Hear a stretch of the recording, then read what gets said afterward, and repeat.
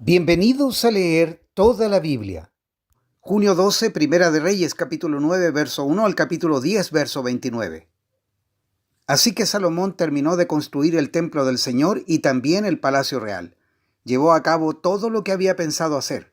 Entonces el Señor se le apareció a Salomón por segunda vez, como lo había hecho en Gabaón. El Señor le dijo: He oído tu oración y lo que me pediste. He apartado este templo para que sea santo, este lugar que has construido, donde mi nombre será honrado para siempre. Lo vigilaré sin cesar porque es muy preciado para mi corazón.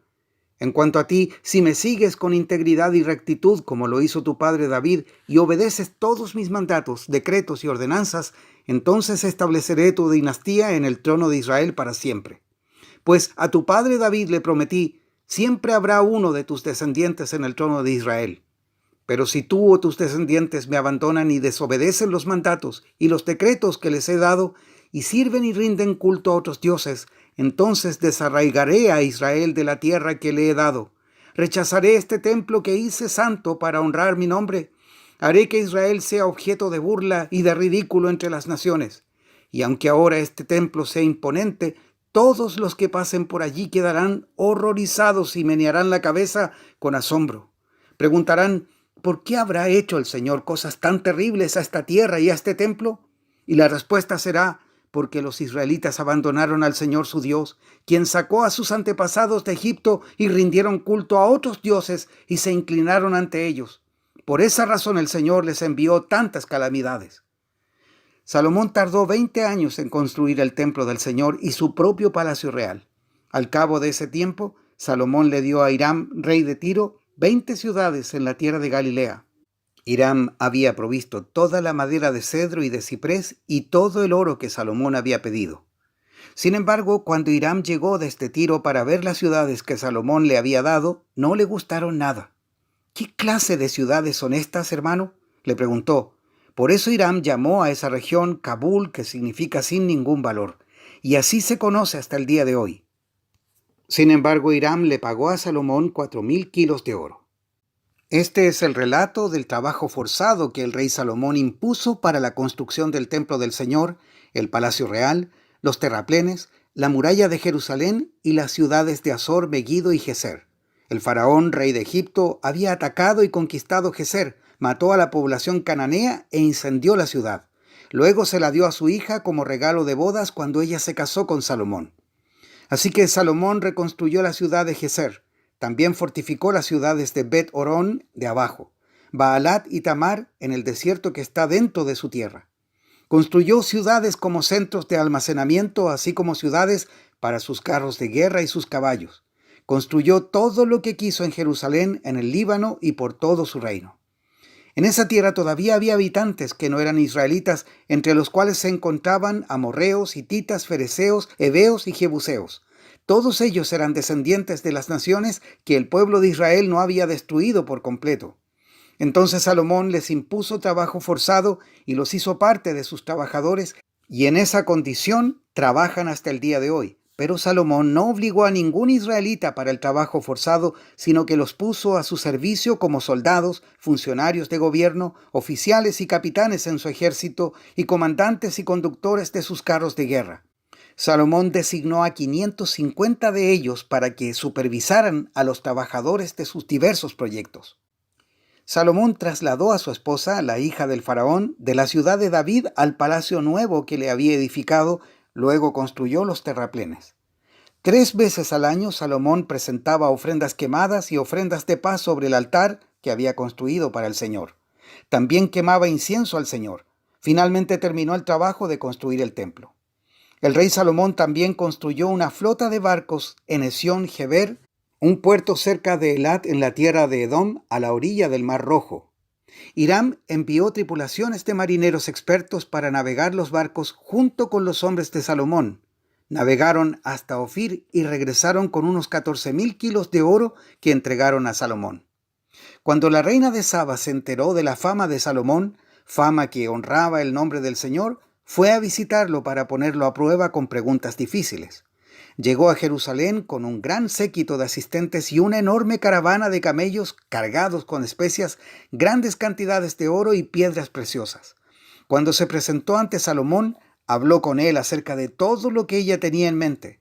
Salomón tenía respuestas para todas sus preguntas. Nada le resultaba demasiado difícil de explicar. Cuando la reina de Saba se dio cuenta de lo sabio que era Salomón y vio el palacio que él había construido, quedó atónita. También estaba asombrada por la comida que se servía en las mesas del rey, por la forma en que estaban organizados sus funcionarios y la ropa espléndida que usaban, por los coperos y por las ofrendas quemadas que ofrecía Salomón en el templo del Señor. Entonces la reina exclamó: «Todo lo que oí en mi país acerca de tus logros y de tu sabiduría es cierto.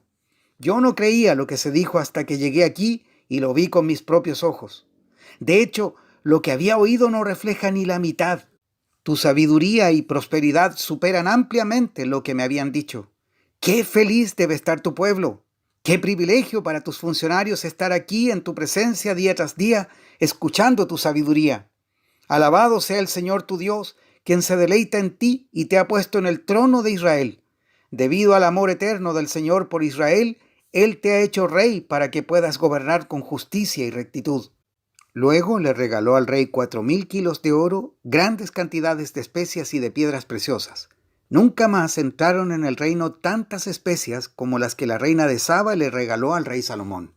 Además, los barcos de Hiram trajeron oro de Ofir y también abundantes cargamentos de madera de sándalo rojo y piedras preciosas. Con el sándalo, el rey construyó barandas para el templo del Señor y para el palacio real e hizo liras y arpas para los músicos. Nunca antes ni después hubo tanta cantidad de madera de sándalo. El rey Salomón le dio a la reina de Saba todo lo que ella pidió, además de todos los regalos de costumbre que ya le había entregado con tanta generosidad. Luego ella y todos sus acompañantes regresaron a su tierra. Cada año Salomón recibía unos 23,000 kilos de oro, sin contar los ingresos adicionales que recibía de mercaderes y comerciantes de todos los reyes de Arabia y de los gobernadores de la tierra. El rey Salomón fabricó 200 escudos grandes de oro labrado a martillo. Cada uno pesaba casi 7 kilos. También hizo 300 escudos más pequeños de oro labrado a martillo. Cada uno pesaba casi 2 kilos. El rey colocó los escudos en el palacio del bosque del Líbano. Luego el rey hizo un gran trono decorado con marfil y revestido de oro fino. El trono tenía 6 escalones y un respaldo redondeado. A cada lado del asiento había apoyabrazos y a cada lado del trono había una figura de león de pie. Había también otros 12 leones, uno en cada extremo de los 6 escalones. No había trono en el mundo que pudiera compararse con el de Salomón. Todas las copas del rey Salomón eran de oro macizo, igual que todos los utensilios en el palacio del bosque del Líbano. No estaban hechos de plata porque en los tiempos de Salomón la plata no se consideraba de valor. El rey tenía una flota de barcos mercantes que navegaba con la flota de Hiram. Una vez cada 3 años, los barcos regresaban cargados de oro, plata, marfil, simios y pavos reales. De modo que Salomón llegó a ser más rico y más sabio que cualquier otro rey de la tierra.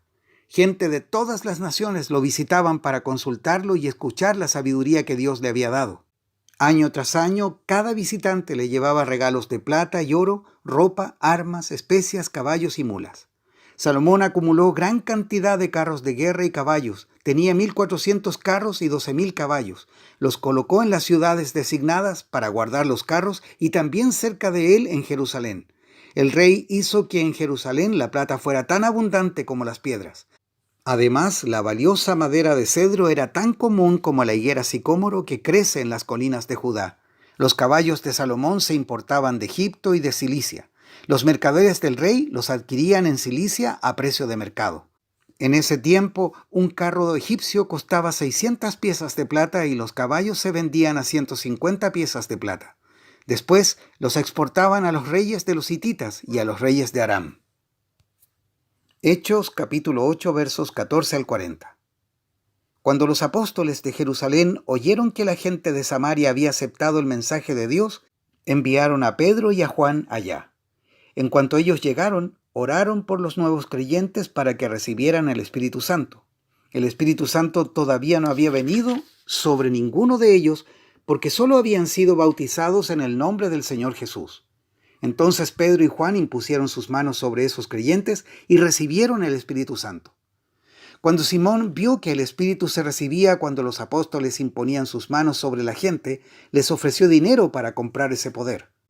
«Déjenme tener este poder también», exclamó, «para que cuando yo imponga mis manos sobre las personas, reciban el Espíritu Santo». Pedro le respondió, «Que tu dinero se destruya junto contigo por pensar que es posible comprar el don de Dios. Tú no tienes parte ni derecho en esto porque tu corazón no es recto delante de Dios. Arrepiéntete de tu maldad y ora al Señor. Tal vez Él perdone tus malos pensamientos, porque puedo ver que estás lleno de una profunda envidia y que el pecado te tiene cautivo».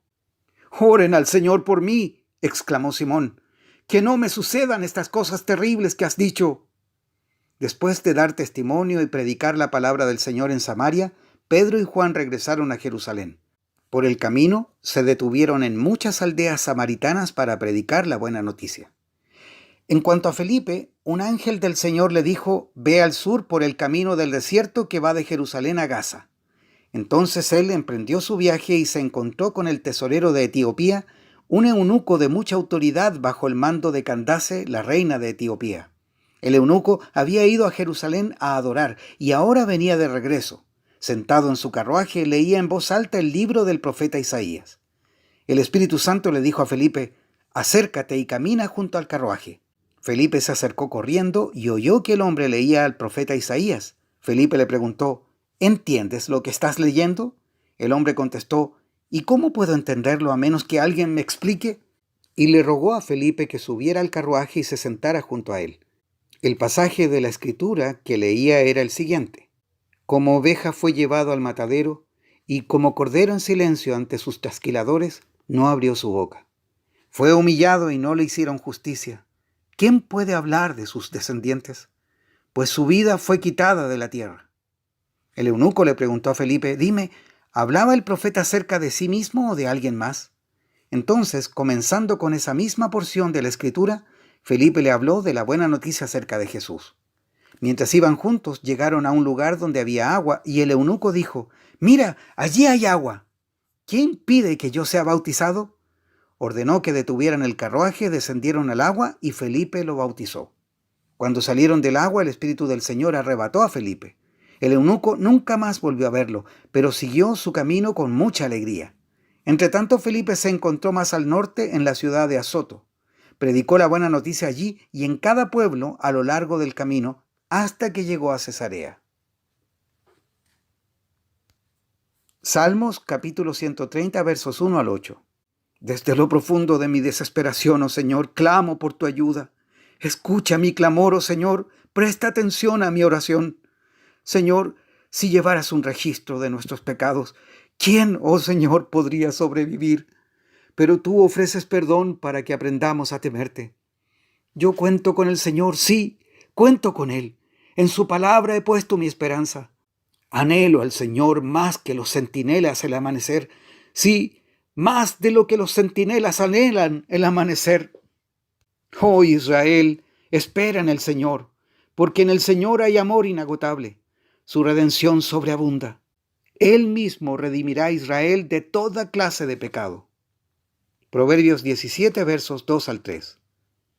El sirviente sabio gobernará sobre el hijo sin vergüenza de su amo y compartirá la herencia con los demás hijos. El fuego prueba la pureza del oro y de la plata, pero el Señor prueba el corazón. Hasta aquí la lectura de hoy.